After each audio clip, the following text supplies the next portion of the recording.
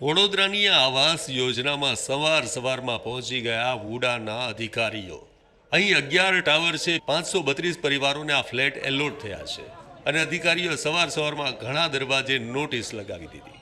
હવે વાત એવી હતી કે આ ફ્લેટ જે મકાન માલિકોને એલોટ થયા છે, આ મકાનોમાં તે જ રહે છે કે પછી ભાડે ચડાવી દીધા છે, એ વાતને લઈ અને આ તપાસ કરવામાં આવી। હવે સમય સવારનો હતો એટલે ઘણા લોકો તેમના બાળકોને સ્કૂલે મૂકવા ગયા હતા, ઘણા લોકો કોઈ અન્ય કારણોસર ઘરની બહાર હતા, દરવાજે તાળું લગાવેલું હતું, પણ વહેલી સવારમાં પહોંચેલી વુડાની ટીમે રેડ કરી અને જે દરવાજે તાળા જોયા ત્યાં નોટિસો લગાવી દીધી અને આ નોટિસો લગાવી દેતા સ્થાનિકોમાં રોષ જોવા મળતો હોય છે। લોકો એવું કહી રહ્યા છે કે કોઈની ઘરે આટલી વહેલી સવારે થોડી જવાતું હશે, ત્યારે વુડાની ટીમ દ્વારા આ પ્રકારની કરવામાં આવેલી કામગીરી અને ચેકિંગને લઈ અને સ્થાનિકોમાં રોષ પણ જોવા મળ્યો છે।